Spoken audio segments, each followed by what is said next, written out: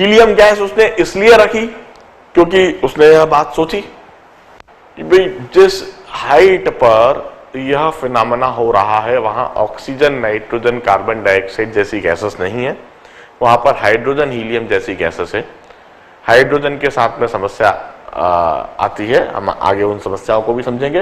Helium के साथ में समस्या कम है। उसने हीलियम गैस पूरी ट्यूब में भरी और 2 प्लेट अपोजिट पोलैरिटी की और सक्शन पंप लगाया जिससे जो भरी हुई हीलियम गैस है उसको भी सक करके लो प्रेशर करा जाए, प्रेशर कम करा जाए, क्योंकि जिस हाइट पर यह फिनोमेना हो रहा है वहां पर प्रेशर कम है। And then after making the setup he increased this potential up to 10,000 volt और उसने 10,000 वोल्ट का पोटेंशियल डिफरेंस लगाया। And that large potential difference he observe the same phenomena. उसने वह फिनोमेना ऑब्जर्व करके उसने वह फिनोमेना डेमोन्स्ट्रेट कर दिया जो आसमान में होता है। इनफैक्ट उसने पूरी ट्यूब को चमकते हुए देखा और there was a creaking noise from this tube and that creaking noise was similar as the thunderous noise of the cloud। Thunder storms के द्वारा, लाइटनिंग के दौरान जिस तरह की आवाज होती है बिल्कुल उसी तरह की आवाज के साथ में इस ट्यूब के अंदर भी बिल्कुल वैसी ही लाइटनिंग, बिल्कुल वैसी ही चमक, बिल्कुल वैसी ही रोशनी दिखाई दी जैसे कि आसमान में लाइटनिंग के दौरान दिखती है। एक बड़ी इंटरेस्टिंग सी बात उसने दिखाई कि आसमान में बिजली तो कुछ क्षणों के लिए, कुछ फ्रैक्शन ऑफ सेकेंड्स के लिए दिखती है, मगर इधर तो उस तरह की रोशनी आप over the time period, over the time interval देख सकते हो। आप 2, 5, 7, 8, 10 सेकेंड के लिए, 1 मिनट तक के लिए भी वैसी रोशनी देख सकते हो। आसमान में जब बादल गरजते हैं तो गर्जन की आवाज कुछ 1 या 2 सेकेंड के लिए सुनाई देती है, मगर इधर तो वह आवाज कॉन्स्टेंटली सुनाई दे सकती है।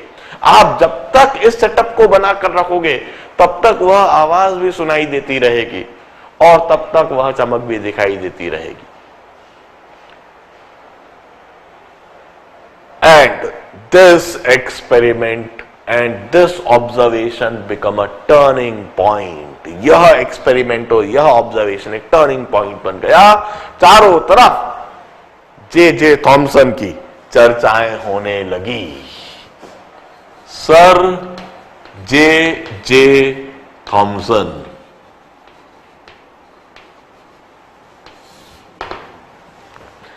तब तक उसको जे थॉमसन कहा जाता था, and after this discovery and all this things उसके नाम के आगे सर लगा दिया गया। तो जब जे थॉमसन ने डेमोन्स्ट्रेट करा, सबसे पहली बात तो जे थॉमसन ने प्रूव कर दिया कि देखिए बिजली का चमकना, बादल का गरजना वह लेबोरेटरी के अंदर भी करा जा सकता है। और बड़े गर्व के साथ में उसने कहा कि यदि उनने पादरियों को शायद जवाब दिया होगा कि यदि यह ईश्वरी प्रक्रिया तो अब मैं आज से ईश्वर कहलाया, क्योंकि यह काम मैंने भी करके दिखा दिया। बट एनीवे जे थॉमसन सिर्फ यही नहीं रुका, अब उसके सामने एक अगला चैलेंज था। And that challenge was, what exactly we are witnessing in this tube? इस ट्यूब में आखिर एग्जैक्टली हमें दिखाई क्या दे रहा है? क्या है यह चीज? क्यों यह रोशनी दिखाई दे रही है? क्यों यह आवाज सुनाई दे रही है? हम इस ट्यूब के अंदर यह जो रोशनी है, यह जो फिनोमेना में दिख रहा है, इस पर क्यों ना फर्दर स्टडी करें, इसको समझने की कोशिश करें। He started conducting experiment. Now, first of all, the first experiment that he conducted is, उसके गले में उस समय क्रॉस लटक रहा था। भाई, every Christian generally used to wear a cross or metallic cross, जैसे हम लॉकेट कई बार पहनते हैं, बिल्कुल उस तरह का। उसने उसी क्रॉस का सबसे पहले इस्तेमाल करा। What he had done is, उसने उस क्रॉस को निकाला अपने गले से और इस पूरे सेटअप को अनवाइंड करा और इस ट्यूब के ठीक बीच में उसने वह गले में लटकता हुआ क्रॉस को माउंट कर दिया, कुछ इस तरह से। This was the first experiment conducted by J.J. Thomson in order to understand the nature of the rays, the properties and the characteristics of the rays in this cathode ray tube.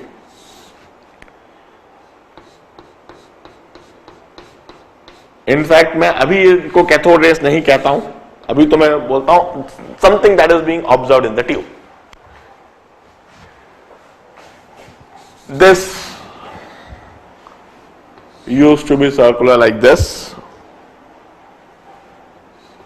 Now what he had done was he kept cross in the middle of this tube. इस tube में जिसमें हमें कुछ lightning जैसा phenomena दिख रहा है और फिर वापस इस सेटअप को बना दिया ऐसा कैसे ही।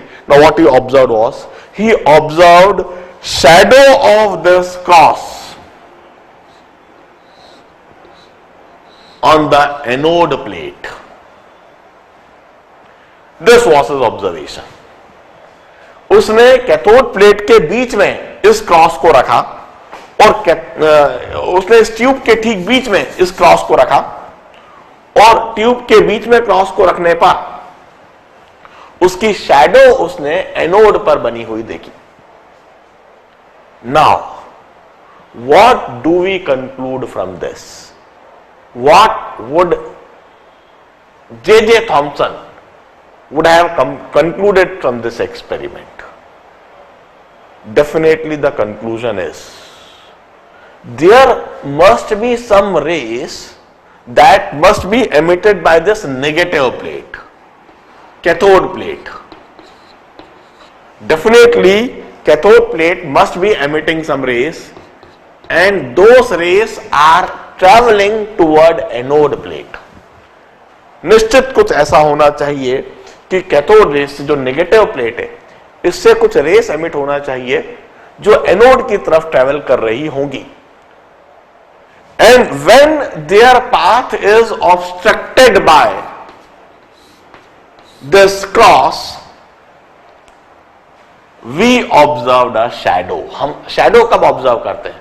भाई सामने यदि कोई लाइट सोर्स हो, लाइट सोर्स से रेस आ रही हो, यदि कुछ भी बीच में नहीं होएगा तो सीधी सीधी पूरी रोशनी होगी, मगर बीच में यदि मैं कुछ ऑब्जेक्ट रख दूंगा तो उस ऑब्जेक्ट की शैडो बनने लगेगी।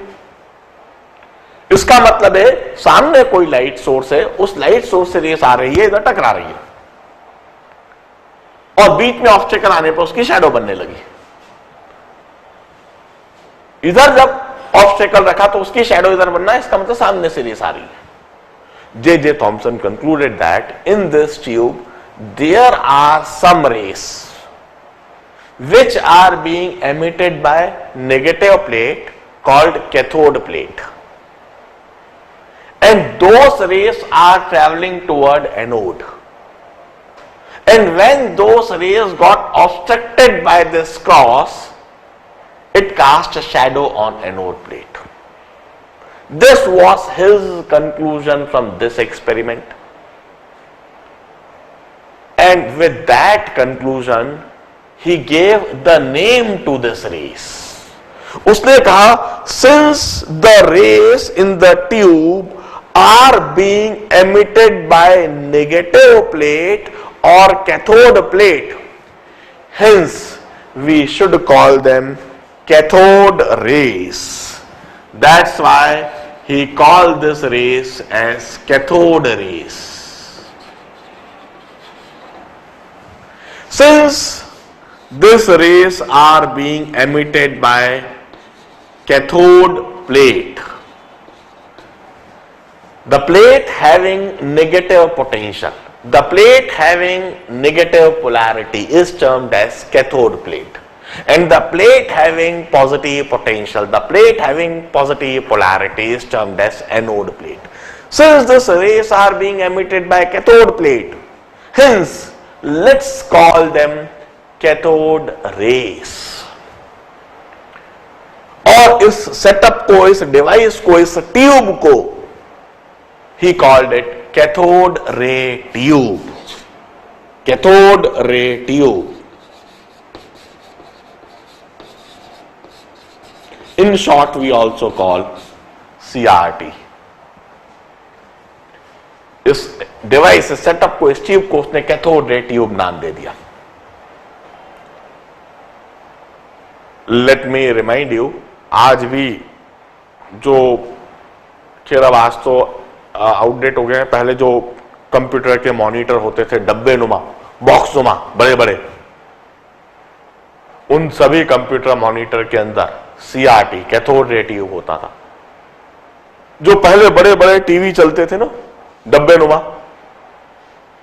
बॉक्स पीछे से बड़ा सा, आगे स्क्रीन, और उन सभी में कैथोड रे ट्यूब CRT होता था।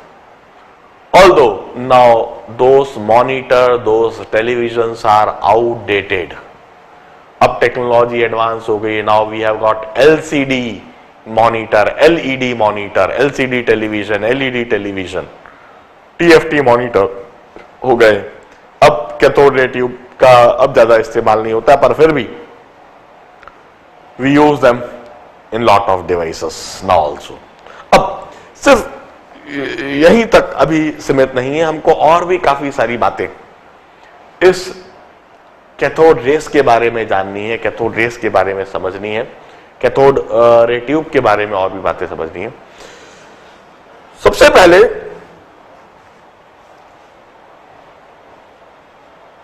ये जो 10,000 वोल्ट था, this is a huge potential to handle, बहुत खतरनाक है। जे थॉमसन के सामने अब सबसे बड़ा चैलेंज था कि ये 10,000 वोल्ट पर हम काम करेंगे तो अपनी जान को खतरे में डाल रहे हैं। उसने तरह तरह के एक्सपेरिमेंट करे और सबसे पहले यह समझने की कोशिश करी कि किस तरह से इस पोटेंशियल को कम करा जा सकता है। The potential at which we could observe this cathode ray in the tube, इसको कम करना है। With lot of experiment, he concluded that this potential needed depends on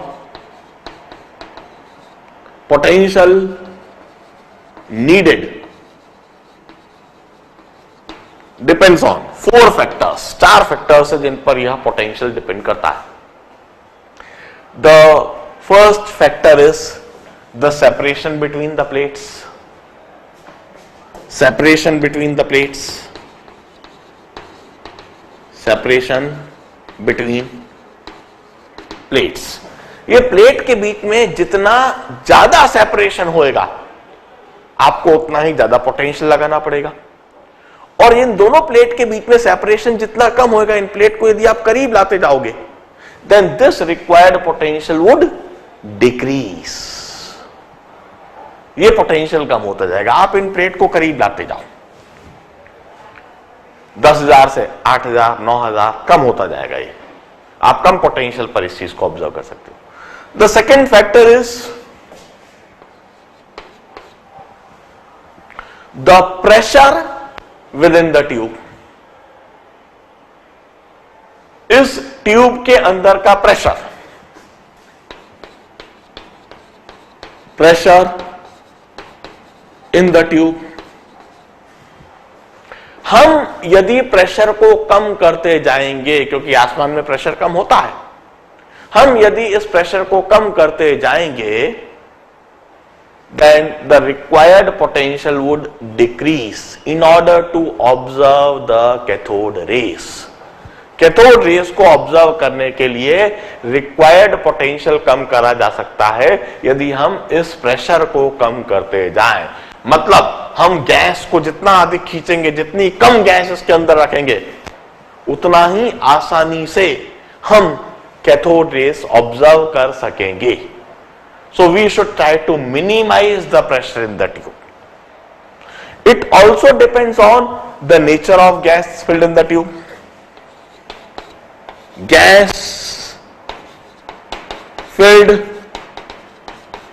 in the tube.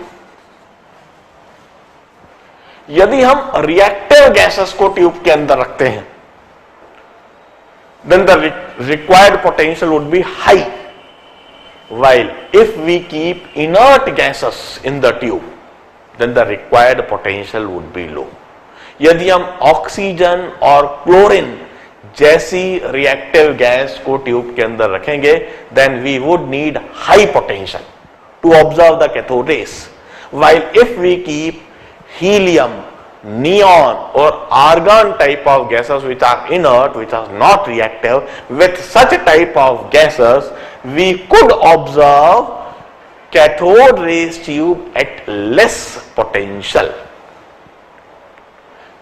And the fourth factor is the nature of cathode. Nature of cathode. Cathode पर आप कौन सी plate ले रहे हो? You are taking a copper plate or a zinc plate or a aluminium plate or a silver plate or a gold plate or a iron plate. आप किस metal की plate ले रहे हो, इस बात पर भी पोटेंशियल डिपेंड करता है। यदि हम कोई ऐसे मेटल की प्लेट लें जिसकी आयोनाइजेशन एनर्जी, आयोनाइजेशन पोटेंशियल कम है, हम आगे समझेंगे कि आयोनाइजेशन एनर्जी, आयोनाइजेशन पोटेंशियल क्या होता है। अभी तो मैं सिर्फ इतनी सी बात बोलता हूं, with different metal will find different potential at which we could observe the cathode rays in the tube. J Thomson ने ढेर सारे तरह तरह के एक्सपेरिमेंट करे इसके साथ में, और सबसे पहले उसने यह कोशिश करी कि इन बातों को समझा जाए कि किस तरह से पोटेंशियल को कम करा जा सकता है।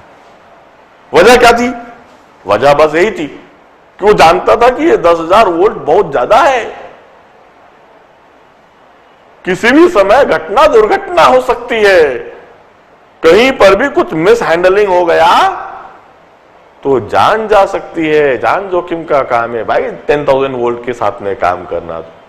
तो सबसे पहला चैलेंज है कि इस पोटेंशियल को कम करा जाए, इस पोटेंशियल को कम करने के तरीके समझे जाए, और उसने पोटेंशियल को कम करने के तरीके समझ लिए।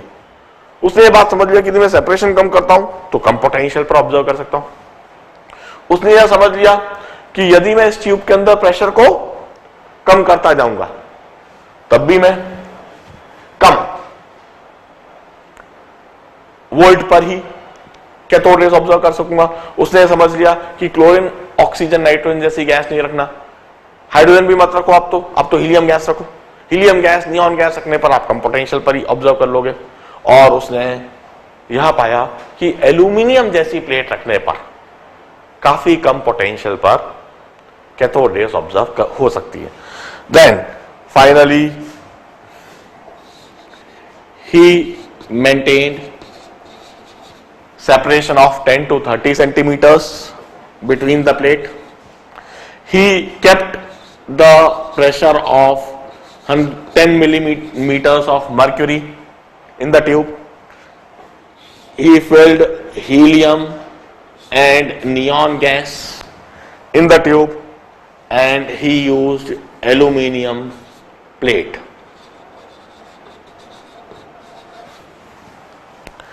And maintaining all these conditions, Faraday could ultimately observe this cathode rays at the potential of 2000 volt. जो चीज फैराडे ने सबसे पहली बार 10,000 वोल्ट पर ऑब्जर्व करी थी। जिन कैथोड रेस को फैराडे ने सबसे पहली बार 10,000 वोल्ट पर ऑब्जर्व करा था, उसी कैथोड रेस को ऑब्जर्व करने के लिए, उसी फिनोमेना को ऑब्जर्व करने के लिए एक्सपेरिमेंट कर करके फैराडे ने यह बात समझ ली कि इसी फिनोमेना को हम 2000 वोल्ट पर भी ऑब्जर्व कर सकते हैं। और इन कंडीशंस के साथ में उसने ट्यूब के बीच में जो सेपरेशन वो रखता था 10 से 30 सेंटीमीटर, 10 to 30 सेंटीमीटर्स दोनों प्लेट के बीच में दूरी रखता था। और ट्यूब के अंदर जो प्रेशर रखता था, एटमॉस्फेरिक प्रेशर होता है 760 मिलीमीटर्स ऑफ मर्क्यूरी। उसने सक्शन पंप के द्वारा एयर को, गैस को खींच खींच कर प्रेशर को कम करता गया और कम करते करते वह 10 मिलीमीटर्स ऑफ मर्क्यूरी तक ले गया। और 10 मिलीमीटर ऑफ मर्क्यूरी प्रेशर रखते हुए, और कौन सी गैस, हीलियम और नियॉन गैस रखते हुए, और कैथोड की जगह एल्यूमिनियम प्लेट का इस्तेमाल करते हुए उसने इसी कैथोड रेस को 2000 वोल्ट पर ऑब्जर्व कर लिया। इधर मैं एक बात और बताना चाहूंगा, जो कैथोड रे ट्यूब हम जो इस्तेमाल करते हैं, जो कंप्यूटर मॉनिटर के अंदर होता है या जो सीआरटी टेलीविजन में होता है, वहां पर आज के समय हम इन्हीं कैथोड रेस को मुश्किल से 800 और 900 वोल्ट पर ऑब्टेन करते हैं। वहां पर ये जो सेपरेशन रखते हैं 10 to 12 सेंटीमीटर्स, 10 से 12 सेंटीमीटर की कैथोड रे ट्यूब होती है। दोनों प्लेट के बीच में दूरी 10 to 12 सेंटीमीटर, प्रेशर वहां पर 1 और 2 millimetres of mercury, almost evacuate कर देते हैं। हीलियम गैस वहां पर रख दी जाती है, नियॉन गैस या आर्गन, वैसे जनरली आर्गन गैस ज्यादा रहती है वहां, और एल्यूमिनियम की प्लेट वहां पर रख दी जाती है, या फिर सिल्वर की प्लेट, सिल्वर और भी बेहतर हो जाता है। तो हम कहते हैं कैथोड रे ट्यूब में, कंप्यूटर मॉनिटर में, टेलीविजन में हम 800 to 900 वोल्ट पर ही यह कैथोड रेस ऑब्जर्व कर सकते हैं। एनीवे, इसी के साथ में कुछ बातें और भी जे थॉमसन ने कंक्लूड करी थी, जो इधर मैं सिर्फ अभी बोलूंगा, आगे जाकर लिखवाऊंगा भी उनको। The cathode race of this phenomena is independent of the nature of anode. Anode के नेचर पर, एनोड के मेटल पर, एनोड के शेप, साइज और ज्योमेट्री पर यह फिनोमेना, यह रेस बिल्कुल भी निर्भर ही नहीं करती है। और करे भी क्यों? इधर से हमें जब समझ में आ गया कि यह रेस जब कैथोड प्लेट के द्वारा एमिटेड है और ये सिर्फ एनोड प्लेट की तरफ ट्रेवल कर रही हैं, एनोड प्लेट से जाकर टकरा रही हैं, तो एनोड के नेचर पर ये कभी डिपेंड नहीं करेगी। एनोड की जगह पर आप चाहे जो मेटल ले लीजिए, उसका चाहे जो शेप, साइज, ज्योमेट्री ले लीजिए, this are independent of anode.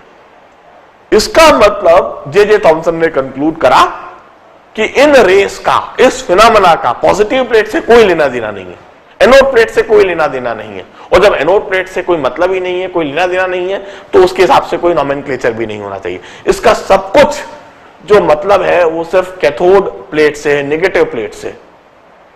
Negative plate से रेस एमिट हो रही है, नेगेटिव पोटेंशियल पर डिपेंड कर रहा है, नेगेटिव प्लेट के मेटल पर डिपेंड कर रहा है, मतलब सारा इसका सरोकार नेगेटिव प्लेट से। इसीलिए उसने कैथोड रेस नाम दिया, इसीलिए इस ट्यूब को कैथोड रे ट्यूब कहा, इसीलिए इस एक्सपेरिमेंट को कैथोड रे ट्यूब एक्सपेरिमेंट कहा। अब आगे यह समझना जरूरी है कि आखिर इन रेस में है क्या, what is the nature of this rays. इन रेस के नेचर को समझने के लिए जे थॉमसन ने एक और एक्सपेरिमेंट करा, we call it paddle wheel experiment. पहला एक्सपेरिमेंट हमने देखा cross experiment, the shadow of cross, cross का जो शैडो बनना, उसी से उन्होंने समझा कि कैथोड रेस है। अब अगला जो एक्सपेरिमेंट है उसको हम पेडल व्हील एक्सपेरिमेंट कहते हैं। अब पेडल व्हील एक्सपेरिमेंट समझाने से पहले मैं मतलब समझाता हूं और क्या होता है वहां समझाता हूं। जैसे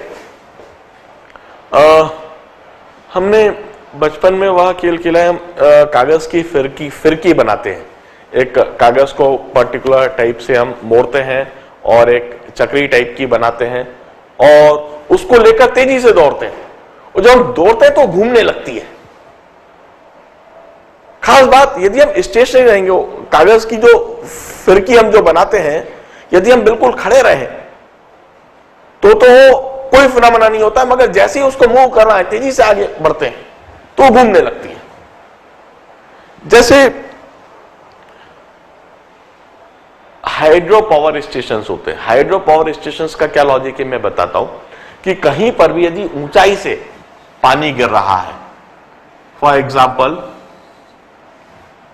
यह कोई हाइट क्लिफ है और इधर से पानी ऐसे गिर रहा है, तो ऊंचाई से गिरता हुआ पानी इस तरीके से गिरता है।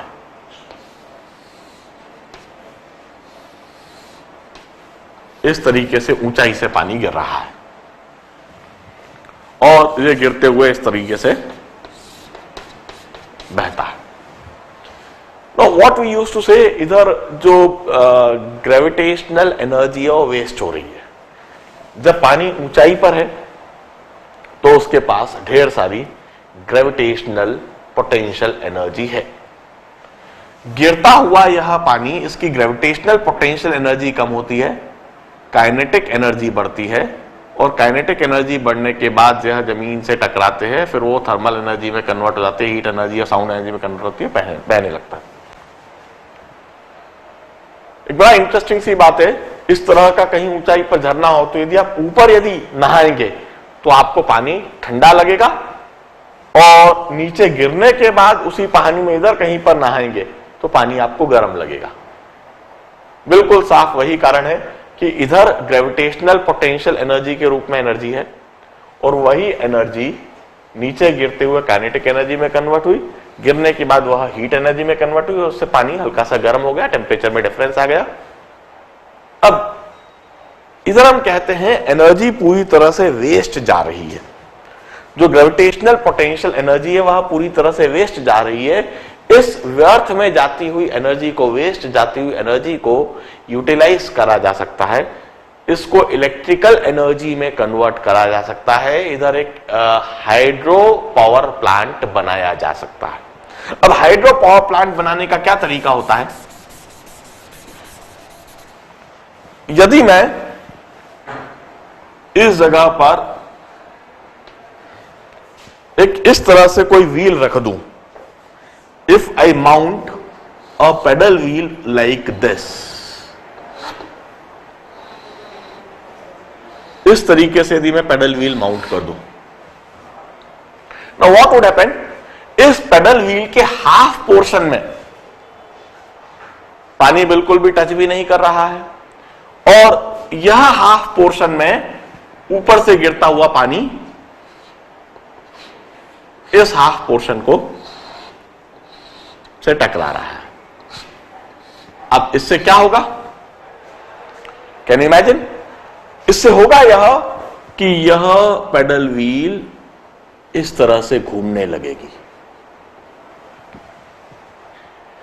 पेडल व्हील के इस तरह से घूमने से क्या हुआ, gravitational potential energy kinetic energy में कन्वर्ट हुई, और वह काइनेटिक एनर्जी इस पेडल व्हील की रोटेशनल काइनेटिक एनर्जी में कन्वर्ट हो गई, और इधर आकर पानी के पास वह एनर्जी खत्म हो गई, और वो सारी एनर्जी इस पेडल व्हील में चली गई। और इस पेडल व्हील में जो एनर्जी गई उससे हम किसी इलेक्ट्रिकल कॉइल को रोटेट कर सकते हैं, उस एनर्जी को हम इलेक्ट्रिकल एनर्जी में कन्वर्ट कर सकते हैं। This is the basic logic of hydro power station. मैं इसलिए बता रहा हूं क्योंकि मैं इस पेडल व्हील के बारे में बताना चाहता हूं। ये पेडल व्हील रोटेट कब होती है? ये पेडल व्हील रोटेट तब होती है जब फाइनाइट मोमेंटम के, फाइनाइट मास और फाइनाइट वेलोसिटी के साथ पानी इससे टकराता है। पानी के पास फाइनाइट मास है, पानी के पास फाइनाइट वेलोसिटी है, फाइनाइट मास फाइनाइट वेलोसिटी के होने से इस गिरते हुए पानी के पास फाइनाइट मोमेंटम है, और जब इस मोमेंटम के साथ पानी इससे टकरा रहा है, पेडल व्हील से टकरा रहा है, तो वह इस पेडल व्हील को घुमाता है। pedal wheel, it rotates when particles or when a body having finite mass, finite velocity, finite momentum strikes with it. मैं एक दूसरा एक्सपेरिमेंट बताता हूं, जस्ट होल्ड ऑन।